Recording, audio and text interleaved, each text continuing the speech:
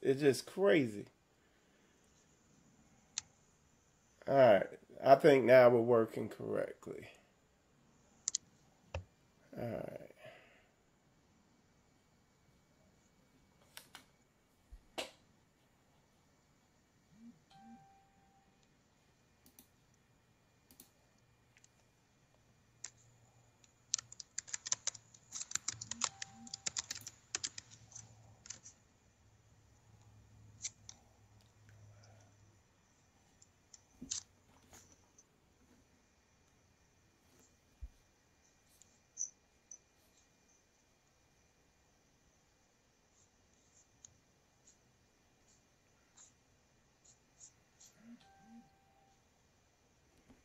Yeah, this thing's acting up.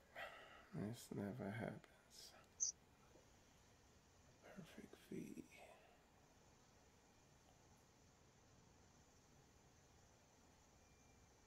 All right.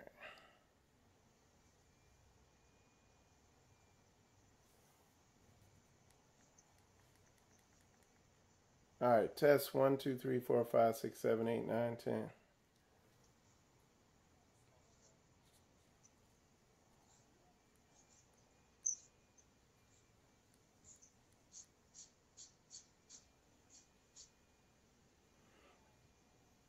All right. So y'all give me a thumbs up if the sound's good on there. And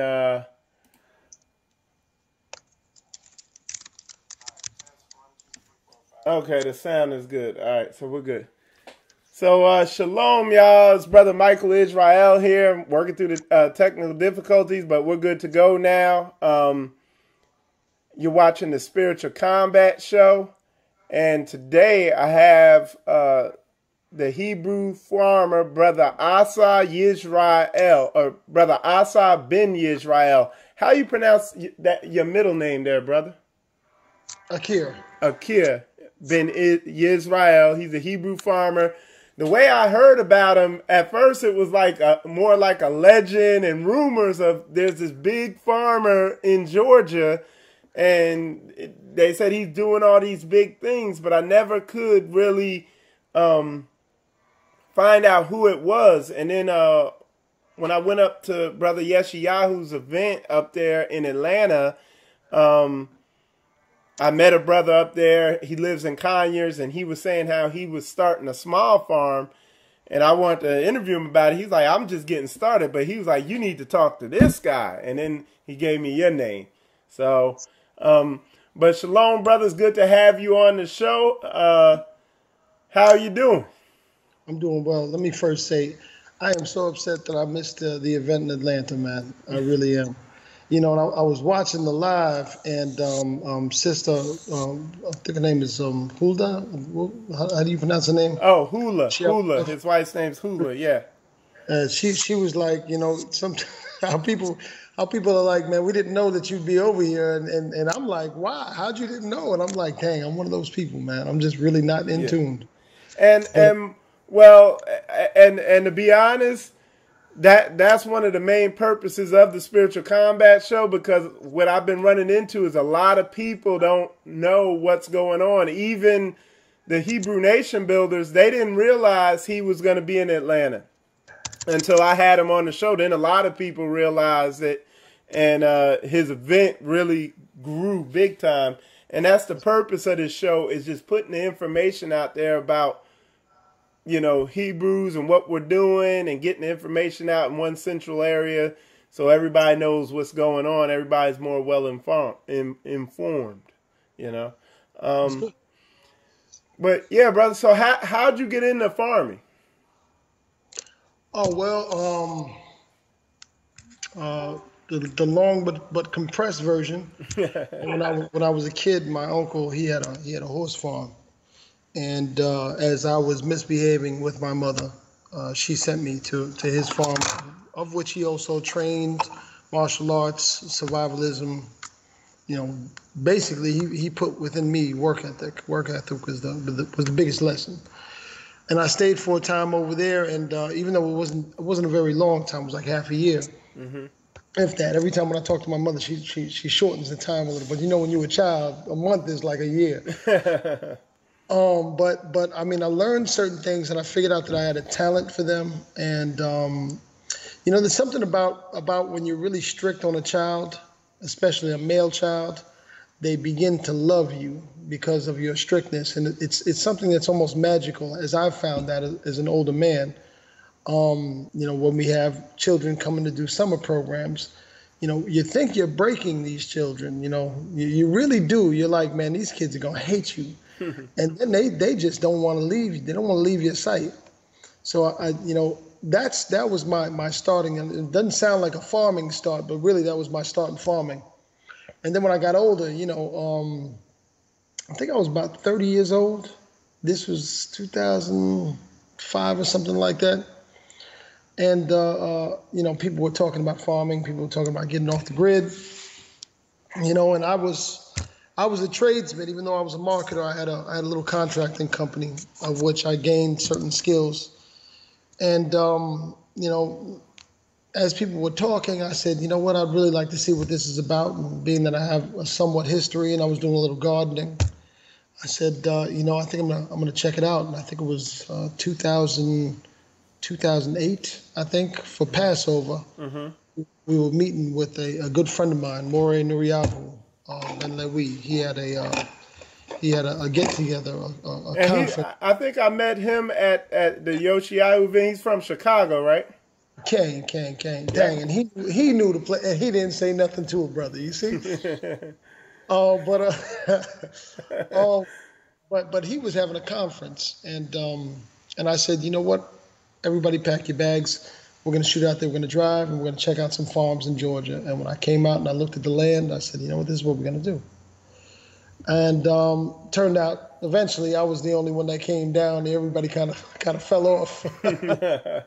It's intimidating, man. You're coming from the city, and it's a path it seems so attractive when you look at it through a camera or on a commercial. Yeah. So we really laugh when we hear people talk about they want to farm. Because it's something that's really to be reckoned with. So 2 years later, I finally found the piece of property, our first piece of property. And I said, this is it. And I didn't quit my job, but, I was working commission. I was marketing again. Uh-huh. So, I said, listen, I'm going to start to make a move. And I talked to the appropriate people. They gave me their blessings. And I came down. I had a little window of money, some vehicles, open body of land. And piece by piece, I just put together the first farm. And, it's 40 acres. It started off, we were farming about 3 acres, and then we turned that into 5, and that 5 into 10. And that 10 now is 16 that we're farming. Wow. And then we got another place in Atlanta that we had for a little while. And then now we're working on the third place that we got. We just got this place 4 months ago. So we've already cultivated and put into effect almost 3 acres here. It's a 5.6 acre property. It used to be a nursery, so but it's been abandoned for a while. So we brought in, I think, about 20,000 square feet of greenhouse. It already had 27,000 square feet of greenhouse. So we pretty much got about an acre, a little more than an acre of greenhouses right now. And open land as well. Roads, 5,000 square foot building. It was a really good deal. Wow. So, and it's right here in Jonesboro, which makes it beautiful because now people can't hit you with the excuses that, the other farm is too far. So how far is Jonesboro from Atlanta? About 10 minutes. I mean, literally, Jonesboro is considered Atlanta. Oh, okay. That's in Atlanta usually considers Jonesboro as Atlanta. And that's how it is. Now one of the things people told me when I was hearing all this stuff about you, they were saying that one of the things you do is if somebody doesn't have a job, you'll let them work up there on your farm and live there. Is that true? Well, I mean, the qualifications are a little more in depth than that. Okay. But there is a rigorous interview process. I tend to find that I'm a blunt person with my speech, so I'm hoping that I'm not going to be too offensive to people. But I tend to find when people are in bad situations, it's usually their fault. Yep. So we have a lot of people who are in strong denial and think that they can come out here and just live the life. We've learned over the years because we've been taking in interns. We have a serious intern program of which we would put people to work for 3 months. Mm-hmm. We give them room and board, and if they make it to the 3 months and we approve, then we offer them position with room and board. Wow. And it's not a hefty position. This is farming. This isn't millionaire marketing. Mm-hmm. So they get a stipend. And they get the opportunity to build and profit share. They get the opportunity to build and take over their own farm as well, and we'll support them in that agenda. But it's a serious program, and if I can say, we've been taking on Eliyahu, when did we start taking on interns? In 2007, something like that. Or am I tripping? No, I'm tripping. 2012. I'm sorry. Mm-hmm. 2012. Mm-hmm. And I mean, we have, if I love my people now. When you see somebody preface it with that, people now. But we've had ups, downs, sideways. We've had really good people come through here, and we've had really bad people. And everything in between, right? And everything in between. So we fine-tuned it. We've got a process. We've got an application process. We've got rules, regulations. We got permanent residency requirements. We've got some people that just want to come through here and learn how to farm. Some people who just want to stop talking and live vicariously, but get their hands dirty. And some people who just want to move on and get their own place. And we support all agendas. Okay. We do some community work as well. More so, we support others who do community work. I'm a firm believer that people have to play their lanes, and that's another thing that I have seen is a terrible thing amongst us, is that everybody wants to do everything. And we have to have people who specialize in things and hand over the torch. Exactly. And I mean that while they're functioning, to hand over the torch of different things, and also to make sure that there is a informational inheritance. There's a physical inheritance. So when the head falls off, the body don't just fall. Somebody just replaces. So what we're trying to do here is train people to be autonomous. We're trying to train people to work with their hands, to not depend upon government subsidies. And the thing about it is, I didn't graduate high school, and I don't put too much into the formal education system. I had a son when I was really young. Bang, come show yourself. I had a son when I was really young. He's here with me now. Actually, this farm in Jonesboro belongs to him. Wow. Shalom, shalom. Shalom, man. Now this is Eliyahu Ben Asa. Now how old are you? 23. Okay, 20. Awesome. He ain't know nothing but to be a Hebrew his whole life.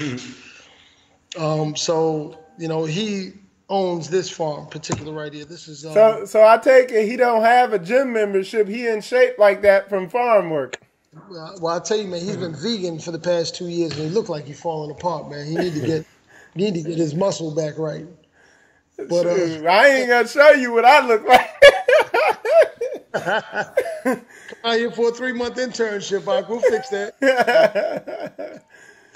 But that's really the point, is that I did not finish high school, right? I'm not gonna say I'm not an intelligent person, but it's really not the intelligence or the talent that does it in this field. It's the work ethic. Yep, the work ethic. You gotta have integrity. And if you are a believer, then you have to tell the truth. You have to move with integrity, and that type of stuff, it catches up. It keeps up, I should say. A lot of people, they're looking for the quick fix. You need to put a Band-Aid on that or something. A lot of people are looking for that quick fix of money, and one of one of the main things now, part of our interview process, we really don't make our interview process public. But one of the main things that we do when people do come for interviews is we ask them what their net worth is. See, one thing that I have found with impoverished people is that for some reason, they're under the illusion that if they keep doing what they're doing, they're going to not be impoverished anymore. And it's crazy, when you tell people, listen, you can do an internship. The first thing they say is, well, how much does it pay? And I'm like, well, bro, it pays a lot more than what I got paid when I was learning this. Yeah. And the thing is that we embed in people a skill that they can keep for the rest of their life, that they can use as a hobby, or they can actually make money with it.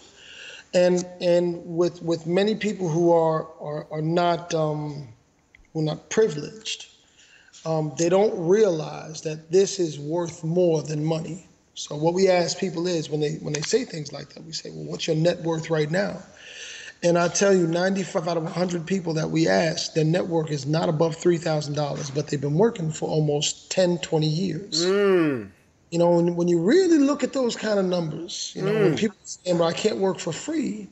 Well, my brother, you've been working for free all your life. Wow, man, that's heavy, dude. So what we offer is exactly what they've been doing all their life. We're going to pay your room and board, and we're going to teach you a trade that you can do whatever you want with it. And then the priceless lesson, just from listening to you, the priceless lesson you teach them is discipline, diligence, how to follow orders to a T, like the same stuff I learned in the military. Absolutely. We do look at military training in the same way. We get up every day at 5 o'clock. I mean, I got to get up earlier, of course. At 6 o'clock, we start to read, and we do our camaraderie. All right, we do that for about an hour, and at 7 o'clock, we hit the fields. Wow. And we hit the fields for a good 10 to 12 hours, Of course, we take 1 hour break for breakfast, 1 hour break for lunch, 1 hour break for dinner. Either it's dinner and then we retire, or it's dinner and we get back at it. Wow. And the thing about it is, there was this old Asian man. He was like 115 years old, and somebody asked him, "Hey, hold on, because I want to say this while I remember it." And sister, if you're in there, because there's a sister, because I teach a lot on masculinity and stuff like that, and there's a sister. She had a son or a nephew or something staying with her, and she was saying, I guess, that he was kind of lazy, and she's a woman, and she was wondering what she could do to raise him. And it clicked in my head that you need to contact this brother right here and see if you could arrange for your son to come out there for a little while and see if you could work with him. I'm not sure if you're watching, because I think I see you in there, but I don't remember the name. I'm going to look it up. And I'm going to connect y'all if I can, because that's I already know me and you got the same mindset. So, but anyway, I didn't mean to interrupt you. You were talking about a Chinese. But I love that, and I'm just going on. So I love the fact that you said that. Now, let me say something to what you just said. Not only are we willing to help people get back on the right line, but we are also looking for people who are in the right line, because this is a very important work that we're doing. And sometimes we are very much flooded with people who need help. And, sometimes, there's a void in people nowadays, especially people who are trying to do good. They're trying to figure out a way that they can repay and a way that they can be proactive about helping the community. This is it. Because you have no idea, Hawk. I mean, I got a text message a couple months ago. The brother was just like, "Listen, my brother just got out of prison. Can he come down there?" And I'm just like, "What you mean? He got out of prison? Is that his only qualification?" I didn't even know what to say. I don't even think I responded to the text message. Yeah. I was just like, "Bruh, man. I mean." And we get that a lot, but what we don't get is people who are upstanding and who really want to give back. We don't get a lot of that. We get that sometimes. But what we have in exchange for that, again, is, let's say it like this. hands down, if more brothers and sisters got involved in this type of operation, now I say this type of operation because we're not the only one. We are a large one. We are a commercial operation. We grow over a ton of food a week. So it is different than most, but it's not the only one. And the point of the matter is that if more of us, more brothers and sisters, and when I mean that, I mean the body of believers, because I have to be politically correct. I don't want to be misunderstood. More of us got involved in agriculture, we could really put a dent in the industry. I mean, really, really, really. We don't require any education. We don't care too much about criminal history as long as the person's upstanding. You know, if a person works hard and has ambition to move and push forward, man, I mean, the sky's the limit in this kind of industry. You know, we came here 8 years ago, man. We have so far owned 3 farms, and we are really doing it. And when we came out here, I know I told you that little romantic story about my uncle and being at his farm when I was young, man, but that didn't teach me really much for this. But when we came out here, we worked hard, and we pushed forward, and we learned from our mistakes, and we bit and we ground, we got on our knees in the middle of the field and cried, we did all that stuff. Pushed forward, and we have some real ground-breaking things to share with people. You know, that could be either with us or do their own thing. But there's no reason why we should be in a state of poverty if people have 2 hands and 2 feet and are willing to work for what they're supposed to get. Food, man, you put a seed in the ground, it grows. It's not really rocket science. Set this place up. I wish it was daytime. I could show you, but we set this place up 4 months ago. It had 40-foot tall trees. It was a nursery, and they left it 3 years ago, and the people just left the trees where they were. They grew out of the pots. Man, we went and got a skid steer, popped them trees out of the ground, brought in 600 truckloads of dirt, put some nutrients in it, put some of our soil in it, picked up the greenhouses, literally built a shuk. You know what a shuk is? No. A shuk, an open air market. You'll see look it up later. Shuk, S-H-U-K. It's like an open air market. You'll find them in Israel. Okay. And we just built an open air market in 9 days. We built how big is that market? It's a 28 by 16. 28 by 16 building with open sheds, roof, whole nine. We're selling vegetables out of there. Literally, we started 4 months ago, put seeds in the ground, and now we're selling out of a store that we built on the property. Wow. So you see what I'm saying? And it's like that might not be the direction that everybody has to go in. Like down south, we grow the food, we ship it to restaurants, we ship it to wholesale, and we use this now as a hub. So it might not be the direction where people want a storefront. They might just want to do wholesale. They might want to deal with schools. Like we just picked up a contract for a 200-person school this morning, a kindergarten.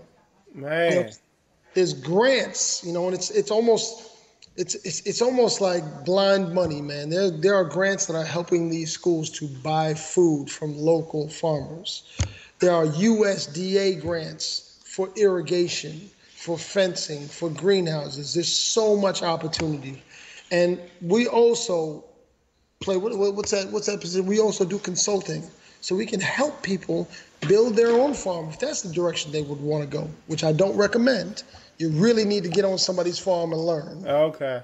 But if you are that kind of person, because a lot of us are, that we want to learn for ourselves, we can consult. We can show people how to get grants. We can show people how to build infrastructure. So this is a big thing. Do you understand? This isn't something where we're out there and we're street teaching and we're, you know, praise the Father, and that's all good. Everybody has their place in that. But what we really need to do is we need to get our hands dirty and build. And be about that action. I hear you. Exactly. Be about that action. Now, I want to ask you, with the farming and then looking into the, because I know we were, when you read the word, we were an agricultural people.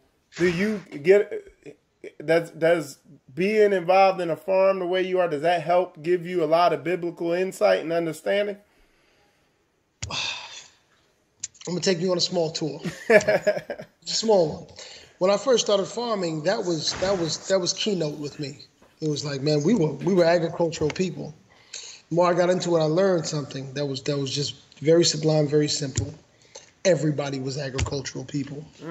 See, before 200 years ago, matter of fact, before 100 years ago, if you didn't really know how to farm, if you didn't really know how to produce your own food, you were in trouble. This whole grocery store idea is a very, very new thing. If any person is a doomsday prepper or talking about the end of the world or wanting to understand natural law, because that's what the Bible is, that's what Torah is, what Tanakh is. It's natural law. If anybody wants to understand natural law and doesn't know how to deal with the elements, then they're fooling themselves. They might be good and clever with words, but you can't unless you, my brother, I've got 20-something acres of trees, right? And sometimes I walk through the trees, I tell you, man, and just gain insight by just looking at things. Now, I'm a city boy. I'm from the Bronx. Oh, okay. You understand? So I'm not, you dig it? I wouldn't have guessed that. I heard the accent, but I didn't put two and two together. I'm from the Bronx, man. So I'm not speaking what. Yeah, burgers. We're doing burgers. We got two. I'm sorry, Aki. We got 2 pounds in there defrosted of that Geechee Grain meat. We do our own livestock. So tonight is meat night. Okay. So we do about a 90 to 95% vegetarian diet, and 5% of it is our own livestock. Okay. So tonight is burger night. You feel me? Yeah. Anyway, I'm sorry. What were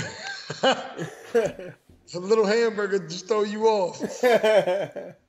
Yeah. So, I remember there was in Proverbs, I believe, it was either Solomon or David. He said, I walked by a man whose vineyard was unkept, and I sat and I gained instruction.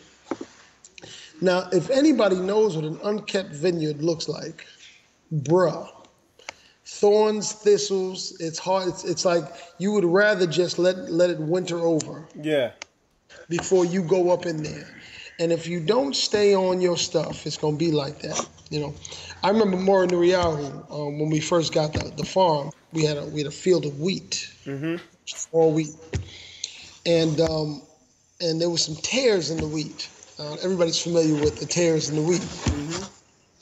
And I looked at it and I said, brother, that's tares right there in the midst of the wheat.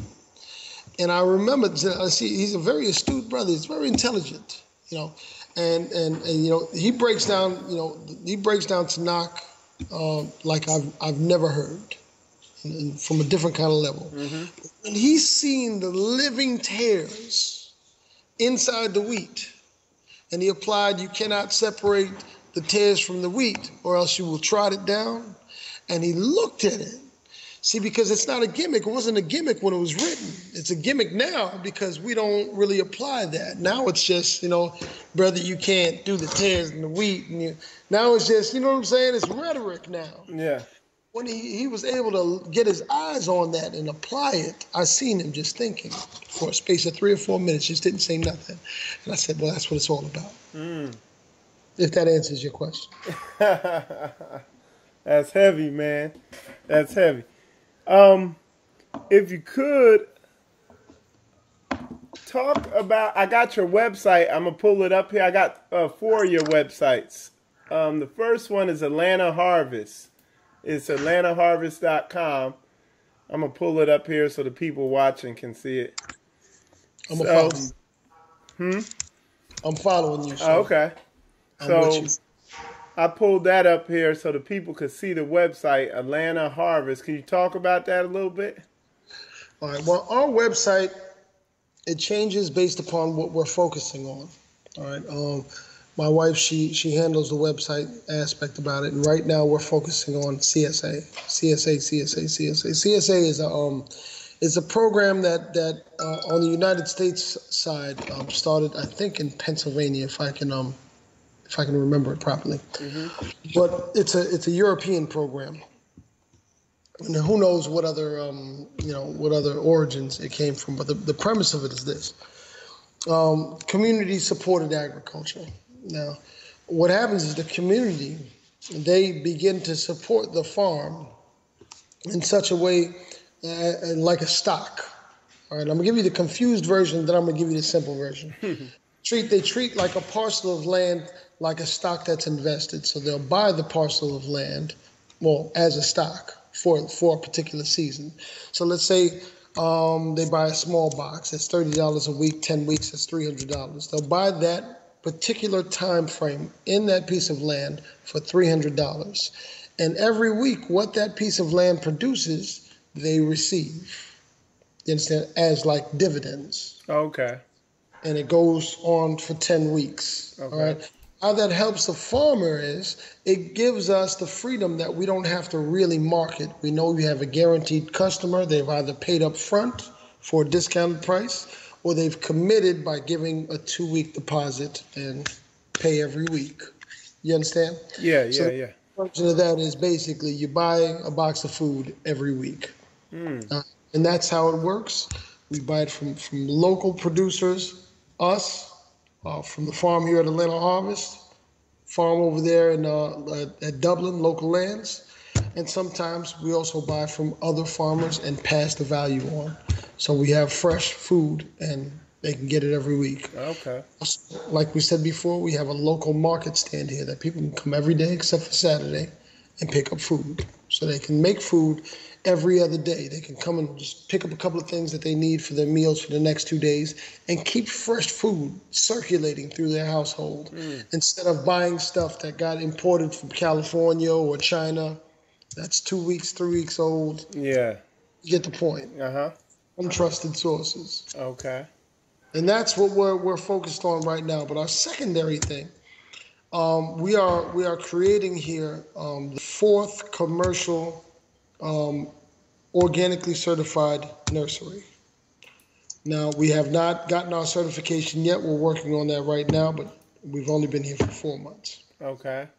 So the nursery aspect is we grow small plants. We grow plugs for farmers mostly, but also for people. Okay.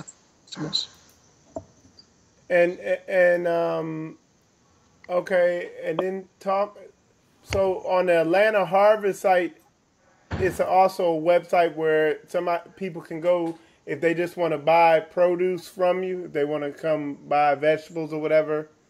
Is that? Absolutely. Okay. That's the building. We basically built an open air market, and it's right in the front of the property, in between greenhouses and things that are going on down there. Okay. And the address is right here. You can see it on one of the flyers where it says opening day, because we literally just opened this market a couple of weeks ago. Okay, so let me see if I can pull it up here. It's 2024. Is that there right? you go. And everybody can just go into Google Maps and put in Atlanta Harvest, and it'll lead you directly to here. Okay, I'll pull it up here. I got it on the map now. So that's it right there.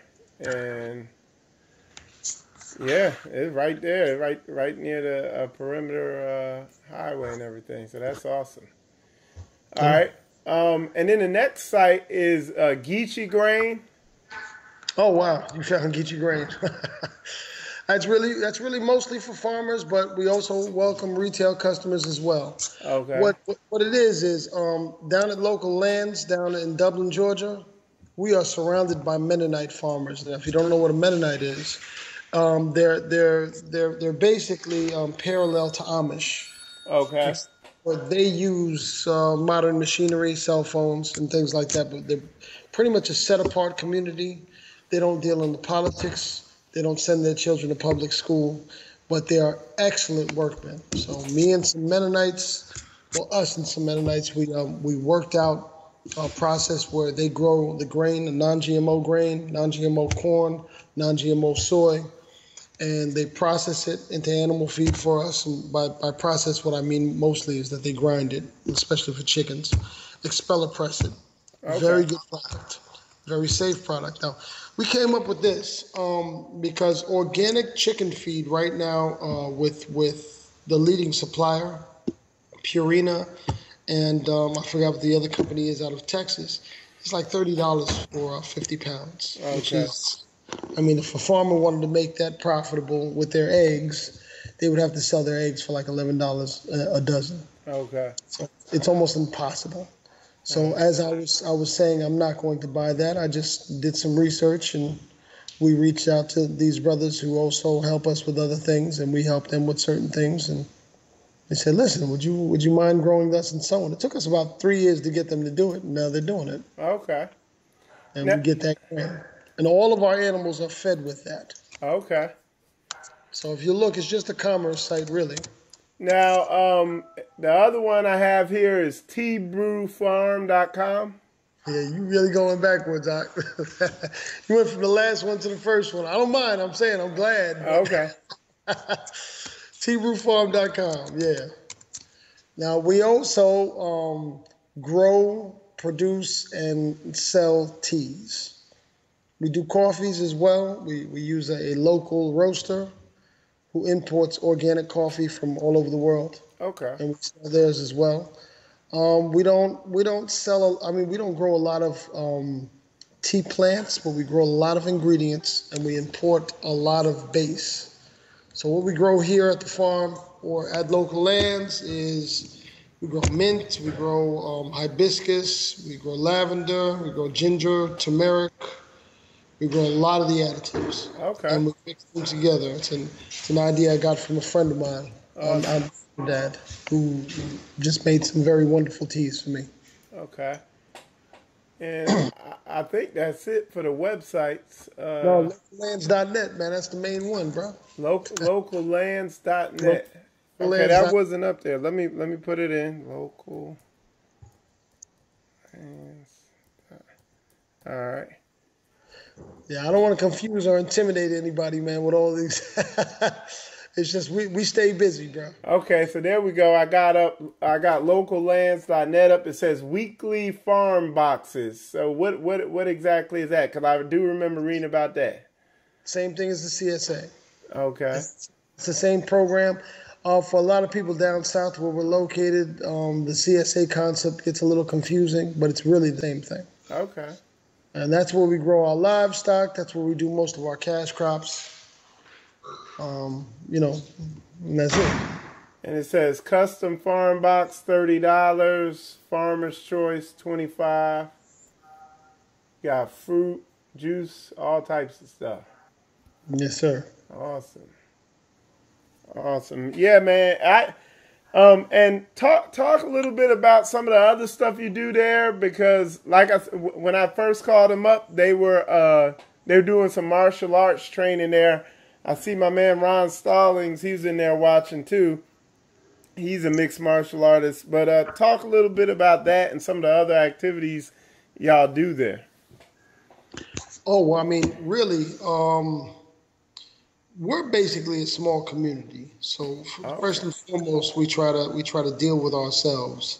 So the brother Shemuel, I wish I had a better plug for him, but Shemuel, because he's gonna be coming on the show next week. So well, there you go. Shemuel Benjamin. All right, the brother he comes over and he trains with us periodically. We're really trying to get him to set up a permanent site here, because we're trying, more than anything, we're trying to set up a wellness center here. Okay. My wife, she's a nutritionist. She's also an RN. We have herbologists that are with us as well. So we want to set up a wellness center, maybe even an Airbnb, where people can come over here and just get away from the hustle and bustle and just purge themselves, clean themselves out. Wow. So that's really what our aspiration is going to be for 2019. But what we've been doing, aside from just farming, interning, well, we also teach classes on growing food. We bought this facility. We've acquired this facility basically for that. We've got 5,000 square feet here. So we're going to be teaching a lot of classes. We're going to be doing school trips. We do also a summer program for young kids, of which has been really successful and very rewarding. Sometimes we get moms picking up their sons, man, and they just start crying. You know, because I mean, we make him. Well, you send us a chubby kid, he ain't gonna be chubby for long. So, that particular mom, man, she sent us her son, and he was a little chubby, man. She came back and he was slim and glowing. Awesome.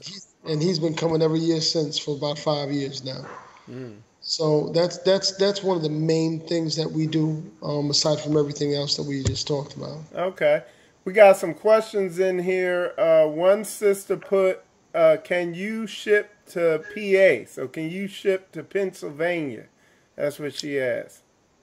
Well, currently shipping fresh food is just not practical for us. If we're gonna ship fresh food, it's gonna have to be like a minimum 1,000 pounds, something like. It's not like we can just do a box. There are companies that do that, but I mean, they ship out like 6,000 boxes a week, so they have special things lined up with shipping companies, and we're just not that big yet. However, we do dried goods. Dried goods is not a problem for us. Okay. The Brew Farm website, we ship everywhere. All right. Everything that's on there. But we appreciate the inquiry. We really, really do, and hopefully we'll get big enough that we can do such a thing. However, what I can do, because we used to be in Pennsylvania, that's where I was before I came out here.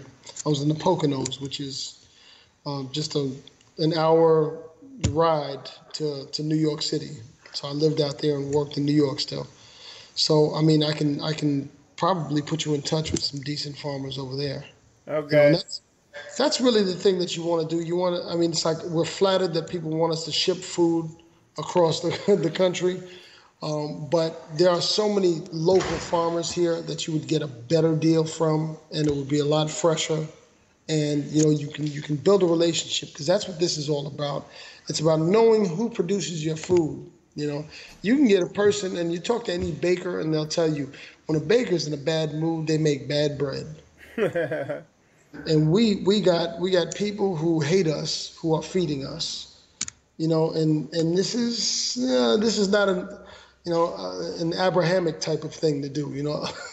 That's just the reality of it. We trust a little too much while simultaneously talking about how much we can't stand this system. So you said what we should do is, instead of going to Publix and Walmart to get our fruit and vegetables, try to go find a local farm and get it from there. That's the best route? Absolutely. All right.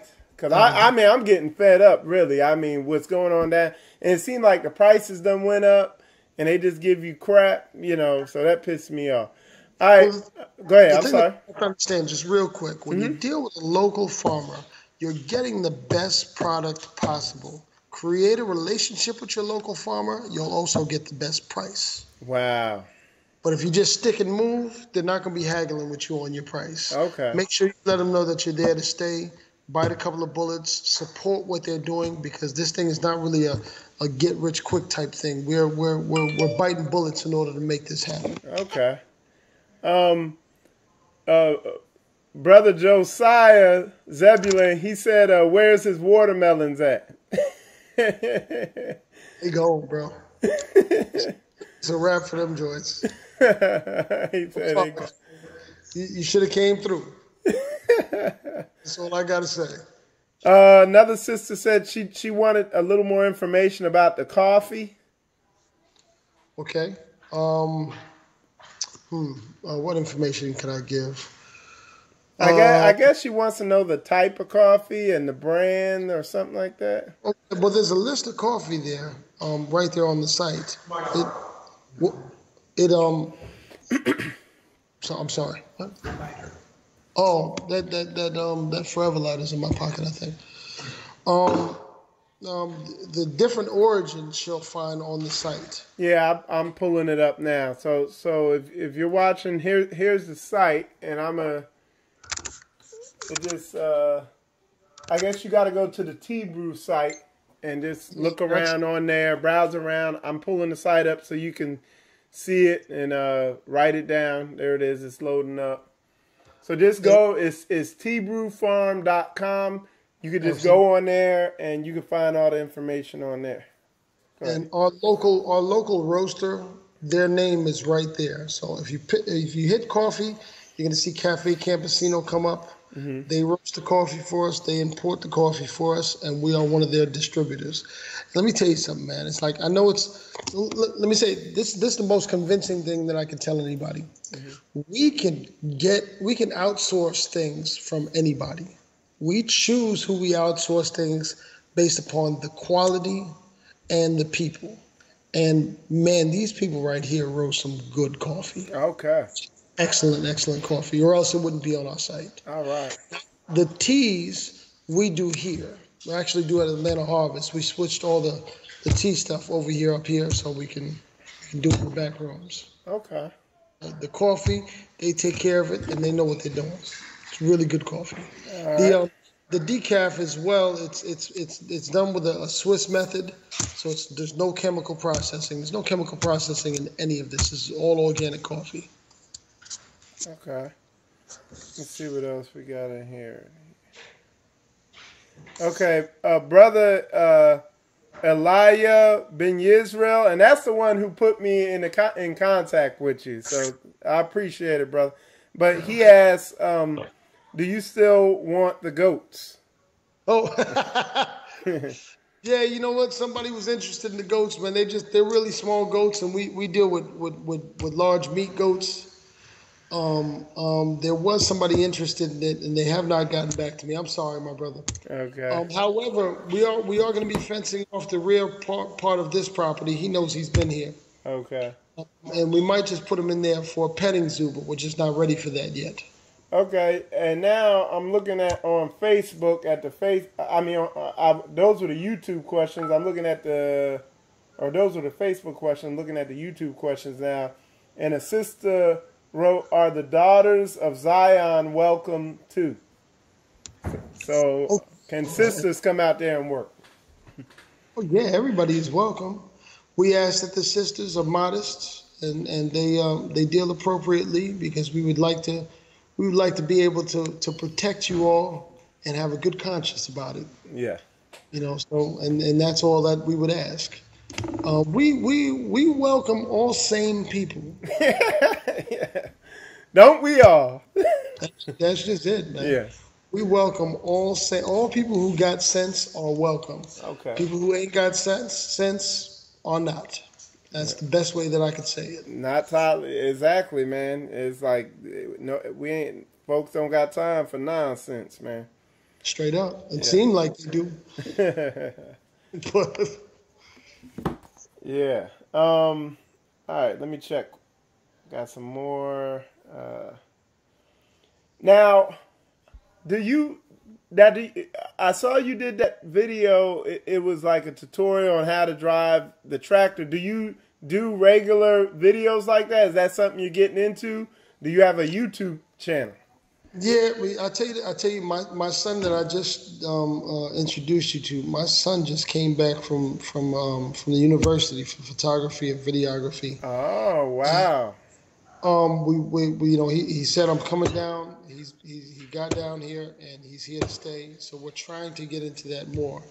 The problem that we've been facing is we've got, if I tell you, we've got like terabytes of data, of video coverage, of us doing all kind of things. We just have to process it and put it out there. Okay. As soon as we get it to an organized scale, we're firm believers of not putting, half-ass stuff in the air. Yeah. And, as soon as we get things shaken properly, and that goes for a lot of things. We do an Abba and Sons conference here every year. That made it sound bigger than what it was, because I think this is the second year that we're doing it. But man, it's a really big thing. We have young men here with their fathers, and the men get to interact with each other, and the boys get to interact with each other. And what we're trying to do is we're trying to begin generational equity. So kind of just like how a lot of the political system people, let me just say it like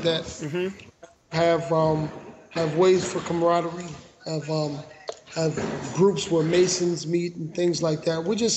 And it's not political, it's not really religious, even though, we are all believers. It's really production based. Yeah. So we've got a lot of that coming, a lot of the footage from that. Man, I'm talking about just talking to young men asking us questions as elder men, us asking the youngsters questions. We did a couple of play, let's role playing, so we can guard young men with this is what you do in this situation. The RTA, I don't know if you've ever heard of RTA, but No. that might be somebody there might be a couple of people in there that I can hook you up with to interviews. Righteous Trees Assembly is an organization that I'm involved with, and we are, I should say, we are elders who are trying to equip young men with basic, get some sense, knowledge. Yeah. We have systems in place. We have interviews. We have involvements with different trades, and our goal is that everyone who has 10 years of experience in a specific field to now begin to share their knowledge. At the same time, young men serve them. Well, I'm 10 years of aircraft and auto mechanic, so I line right up with that program. My brother, we're gonna talk about that off camera. Seems like you line right up to it for real. Yeah. But the point is that I'm saying service not as a soft word.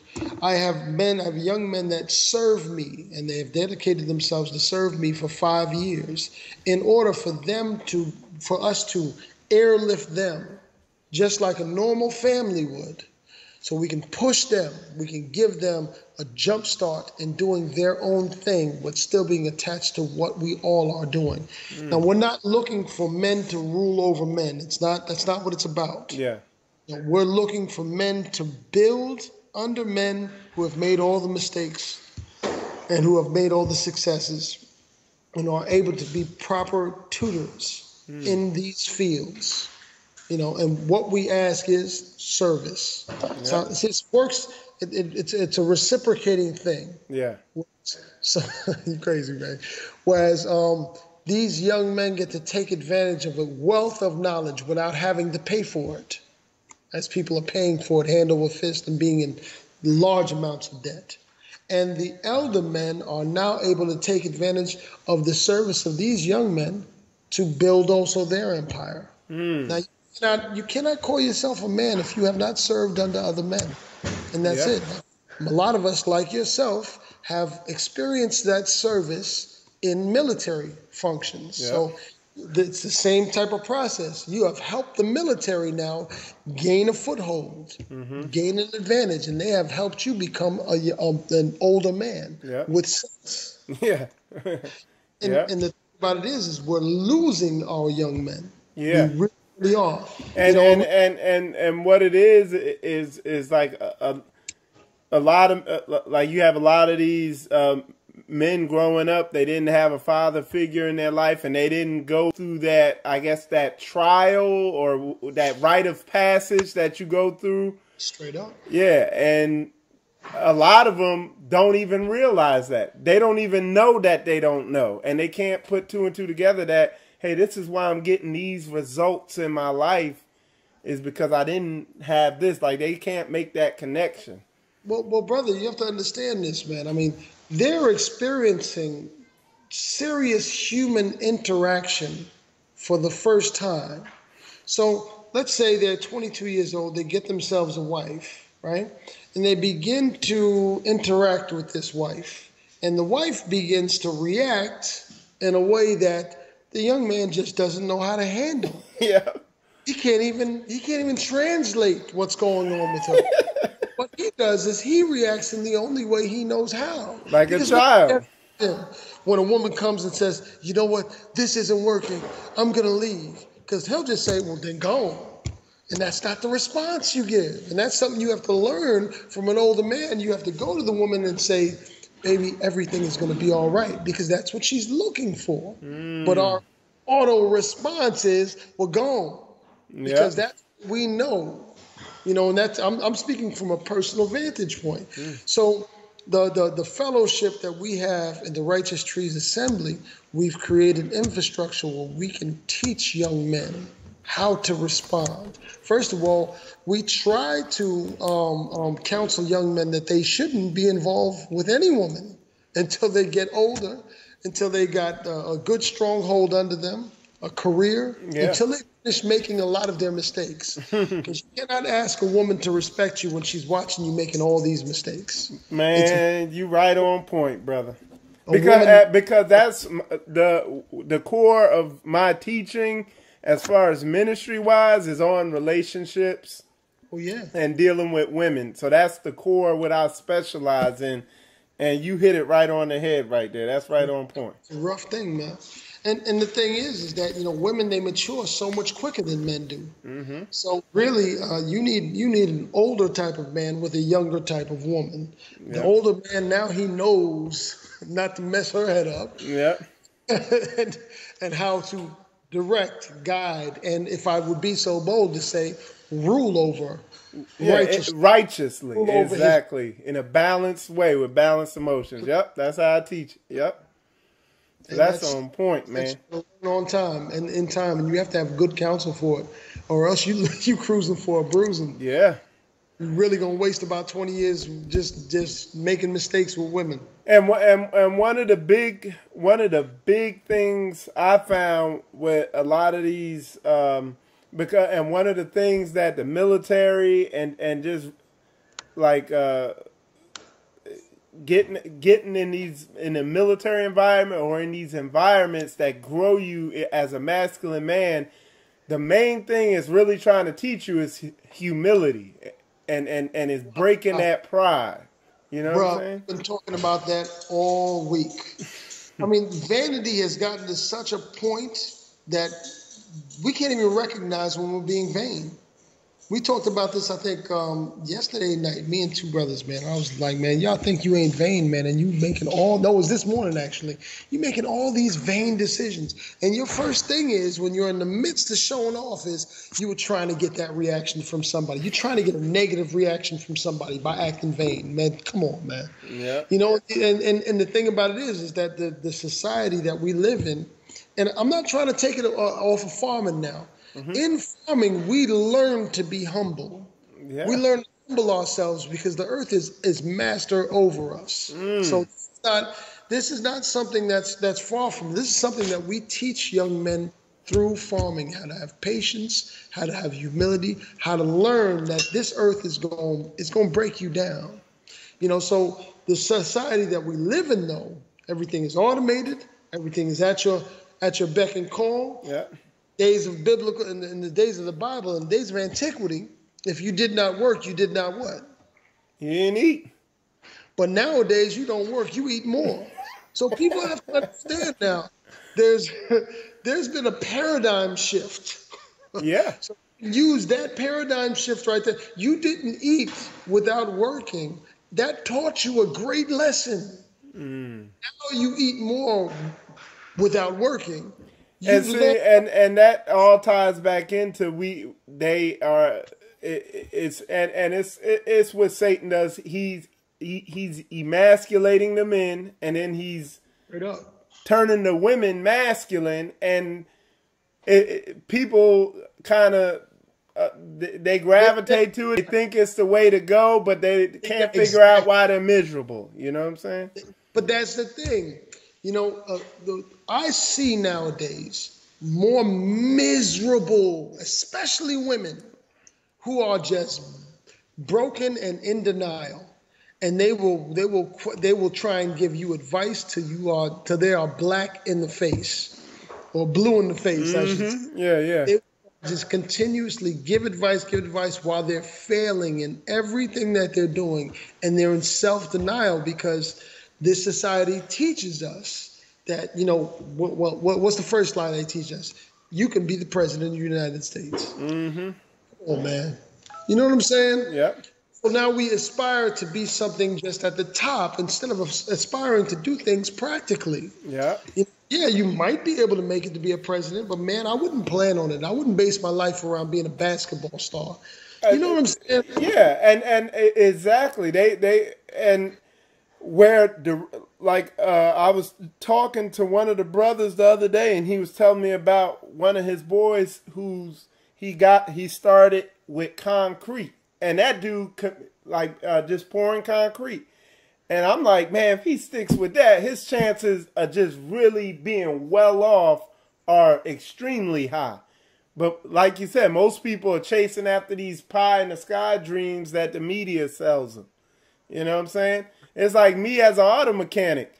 Dude, I could make tons of money. You know what I'm saying? Man, we need you over here, man. Word is bond. We got a young man right now that's going into the auto mechanic schooling. Okay. I'm looking forward to his presence. Yeah, because what I've had to do, I've kind of stepped back off from it because I'm doing more of this. I feel like the Most High has led me to do what I'm doing now to get the word out about what people are doing out here, and I've really seen where He's directing me in that direction. But I have taken more of a training role with how to fix stuff, how to troubleshoot things, just equip them that way, So yeah, absolutely, man, we'll definitely set all that up for sure. I know Morris wants me. I was going to do kind of a little conference up there to train the men on how to fix cars and stuff like that. So yeah, I could definitely do that.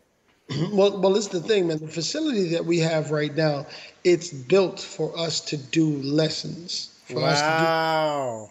This is a school here. We want it to be a school, and I've made certain connections and pointing in that field, but man, we can't do everything. We're trying, but we can't do everything on our own, man. We're reaching out to people. For Sukkot this year, we're going to have a series of workshops. All right, for Chag Sukkot for tents. Okay. And what we're going to impress upon is, people keep saying they want to buy land. People keep saying they want to live off the grid. I remember there was a spell when people were talking about we need to buy a town. I was thinking, yeah. Crazy. But these same people simultaneously don't know how to grow food. They don't know how to work with their hands. There's no carpenters, there's no plumbers, there's no electricians, there's no mechanics. So what we want to do, we want to emphasize in the 7 days at Sukkot, we want to emphasize on, all right, well, how do you pick your land? All right, while we're standing on land that was chosen. All right, how do you start your water source? What government agencies do you need to contact? What's a city council meeting look like, and how will it benefit you? So as at the same time as we're trying to be more set apart, we have to also learn to be practical. Right? How do you grow food? How do you identify plants? We've got a list of things. We talk about security. We talk about animal husbandry. And this is something that we've been doing for a long time. We're looking for people who are actually going to help us to instruct. We've got a lot of farmers in the circuit. We're going to see how we can round people up so we can start actually doing these practical things. How's the infrastructure look? How much are you going to pay to get roads done? How much are you going to pay for equipment, trucks? And that you're making a good point, because I've seen among the Hebrew Israelite community, it goes back to, you see a lot of people, they banging on these scriptures, but as far as the application, the practical, simple application of just finding a trade to be good at so you can, you know what I'm saying? Because that's how we're going to come together as a nation, where you got somebody know how to grow the food. You got a group of women who are willing to cook food and sell meals so people ain't going to McDonald's. Just basic, simple, practical stuff. You don't see it out there. You just see people just want to stay online and do stuff and just read and watch lessons and teach and stuff, but nobody's actually doing stuff. And that's something, I'm really seeing with you, is you putting this word into action. And that's a big thing. That's something that I'm about. Well, we ain't got no choice, Zach, man. We depend upon this to live.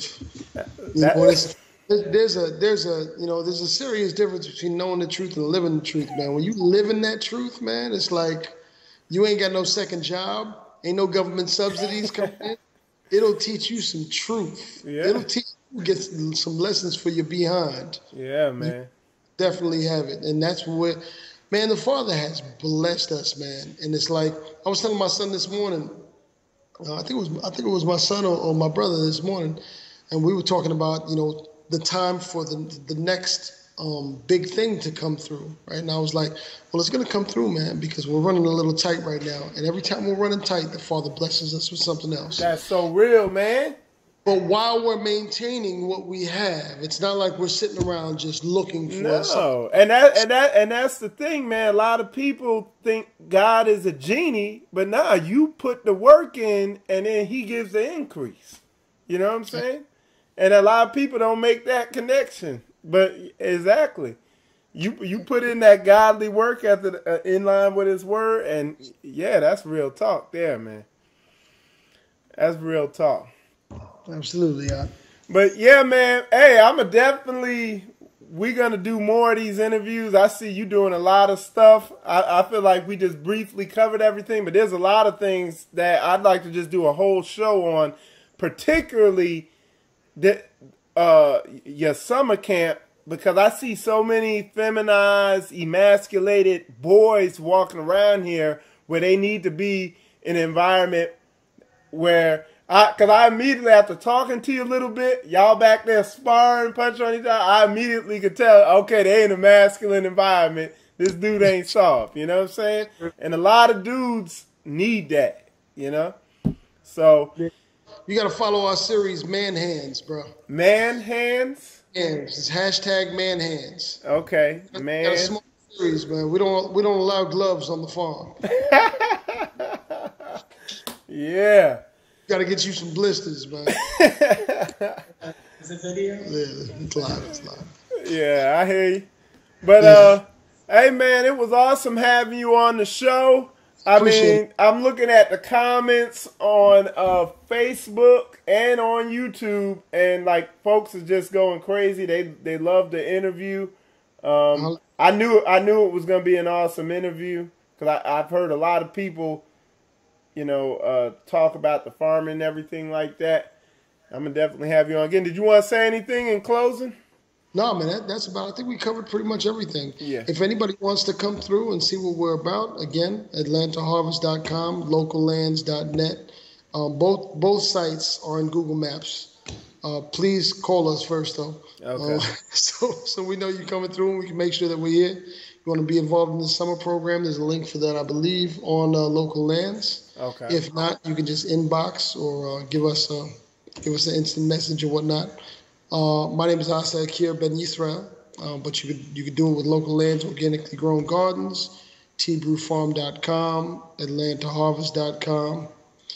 And that's just about it. If anybody wants to be involved in the Sukkot festival that we're going to have at the end of next month, they can reach out to us as well. Same process.